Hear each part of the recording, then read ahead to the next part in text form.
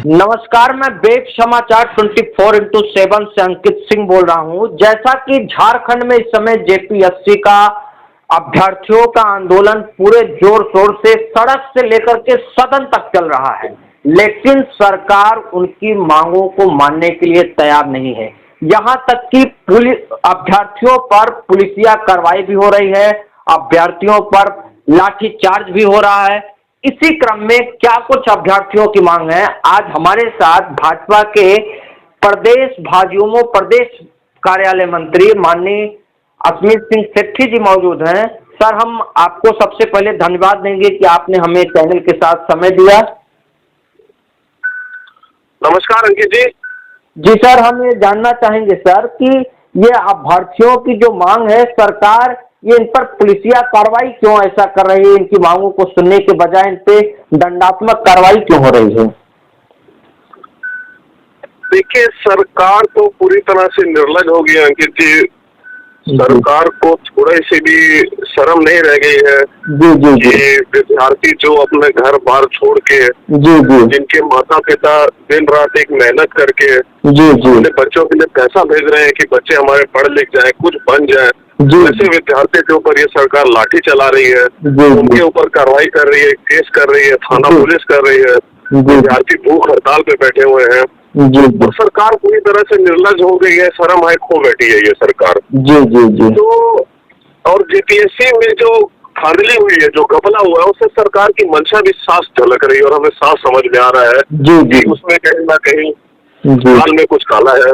क्योंकि हमने बहुत से ऐसे देखे हैं जहाँ सरकार के पास कोई कारण नहीं है, कोई सफाई नहीं है जो विद्यार्थियों ने उनसे मांग की है।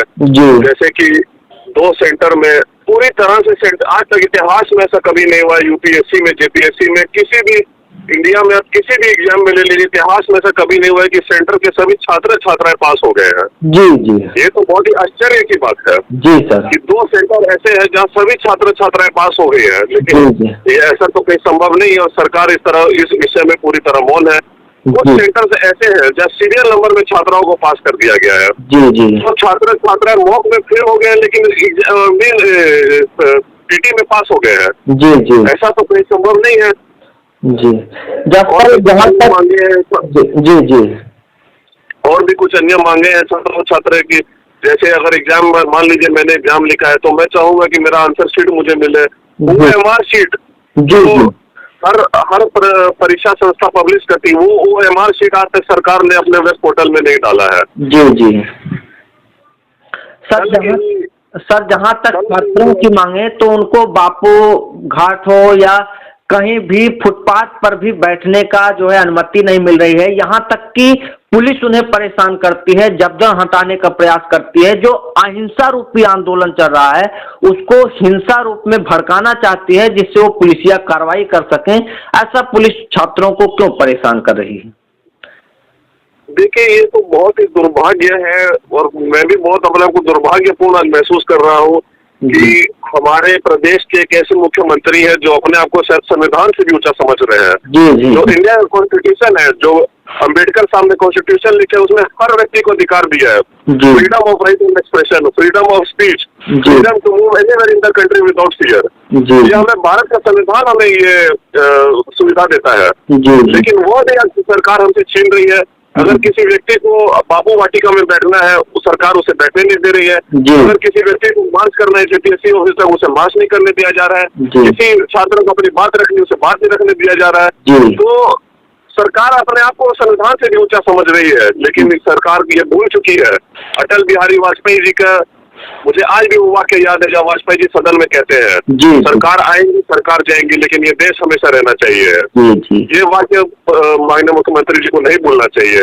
सर, सत्ता को लेकर इतना दूर मत जाइए मुख्यमंत्री जी, आप कॉन्स्टिट्यूशन को अपने भूल जाइएगा। सर, अभी सर 2 दिन पहले अभी हेमंत सोरेन जी का बयान आया कि जो 20 साल से जो इधर उधर रास्ते पे प्रदेश चला है, हम उस रास्ते को अब सीधा करने में जुटे हैं। जो बीजेपी ने इस प्रदेश को गरीबी के हालात में छोड़ा है, उसको हम उबारने का प्रयास कर रहे हैं। युवाओं को रोजगार देने का, डिजिटल प्रोग्राम तमाम चलाने का, और यहाँ तक कि जब वो 100-200 जो है रोजगार पत्र बांटते हैं तो अपने आप को दिखाते हैं कि ये सरकार जो है विकासवादी सरकार है और युवाओं को रोजगार देने का, तो आपके सरकार के ऊपर ये डायरेक्ट आरोप लगाते हैं, इसको कैसे आप देखते हैं? मैं मुख्यमंत्री जी से पूछता हूँ कि चलिए मुख्यमंत्री जी ने कम से कम ये तो स्वीकार किया कि 100-200 लोगों को हमने रोजगार दिया है। मैं मुख्यमंत्री जी से प्रश्न पूछता हूँ, क्या आपने एक व्यक्ति को भी रोजगार दिया? जी जी। इस सरकार के 23 महीने हो गए हैं, क्या 23 किलोमीटर सड़क बना आपकी सरकार में? क्या 23 पोल के खंभे भी लगे आपकी सरकार में? जी जी। मैं ये सवाल पूछता हूँ, एक भी आप विकास कार्य मुझे गिना दीजिए, एक भी प्रोजेक्ट गिना दीजिए जो 2 साल के कार्यकाल में सरकार ने किया हो, एक भी नहीं है। तो मैं आपको लाइन से गिना दूंगा माननीय रघुवर दास जी के सरकार में 1 रुपए में महिलाओं का रजिस्ट्री होता था। माननीय मुख्यमंत्री जी ने सबसे पहले आते ही ये 1 रुपए रजिस्ट्री का जो प्रावधान था उसको हटा दिया। क्यों हटाया? जी जी जी। वो किसके लिए था? भाजपा के लिए तो नहीं था, वो तो सभी महिलाओं के लिए था, झारखंड की महिलाओं के लिए। जी जी। जो उनको जो जमीन जायदाद उनके प्रति उनके घर वाले उनसे छीन लेते थे, आज वो खुश थी महिलाएं। जी जी जी। आज उन्हें उनका अधिकार मिल रहा था, उन्हें उनका हक मिल रहा था 1 रुपए रजिस्ट्री में। जी जी।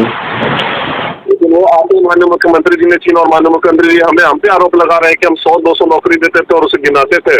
जी। आपने कितने लोगों को नौकरी दी अपने कार्यकाल में? मुझे एक भी गिना दीजिए। उसके विपरीत आप अपने भाषण में कहते हैं कि अंडा पालन कीजिए, पशु पालन कीजिए, गाय पालिए, बिल्ली पालिए। जी जी।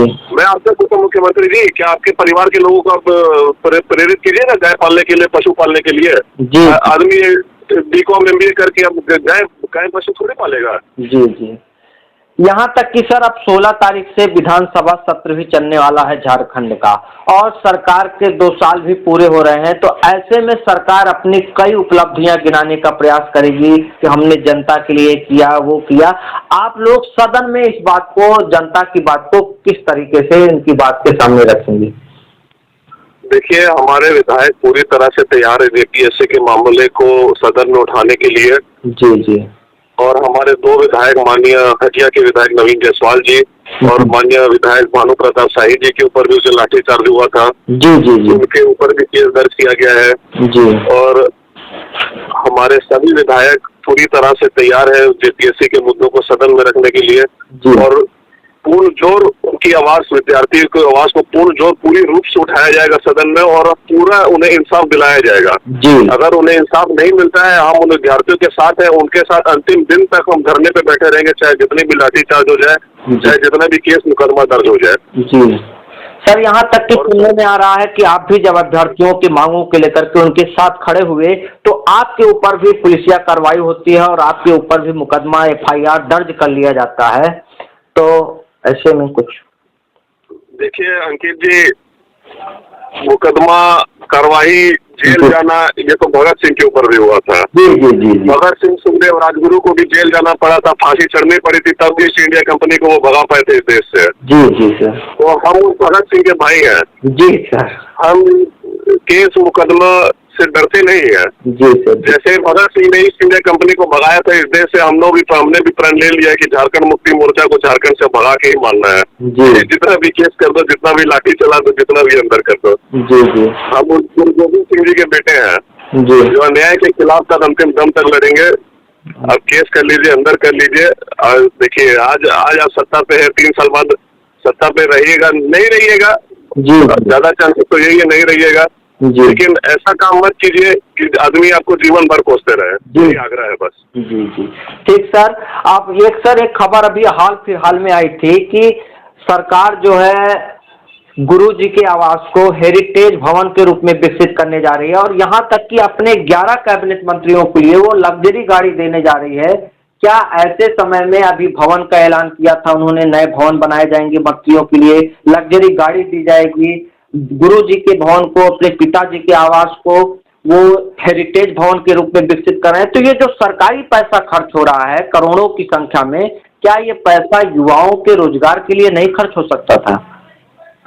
देखिए, यही तो दुर्भाग्य है इस सरकार की, जब विकास के कार्य की बात की जाए, जब कुछ दूसरे प्रोजेक्ट्स की बात की जाए तो हमेशा मुख्यमंत्री जी कहते हैं कि सरकार का खजाना खाली है, कोरोना काल था, 100 बहाने मार देते हैं। लेकिन जब बात आती है कैबिनेट मंत्रियों के घर बनाने की तो 97 करोड़ का प्रोजेक्ट पास हो जाता है। जब आता है फॉर्च्यूनर गाड़ी खरीदने के लिए तो 10-10 करोड़ रुपए व्यर्थ हो जाते हैं। जब हेरिटेज भवन बनाने होंगे, खुद के पूज्य पिताजी के घर को हेरिटेज भवन बनाने की बात आ जाए तो उसमें करोड़ों का पैसा खर्च हो जाता है। लेकिन जब विकास कार्य की बात करने आती है तो मुख्यमंत्री जी कहते हैं खजाना खाली नहीं। आखिर हो क्या रहा है सरकार में? यही हो रहा है। उनके खुद के स्वयं के भाई बसंत सोरेन जी को विधायक बना दिया गया, उनके पिताजी को राज्यसभा सांसद बना दिया गया, पिताजी के आवास को हेरिटेज भवन बना दिया जा रहा है। इस सरकार में हो क्या रहा है? परिवारवादी हो रहा है।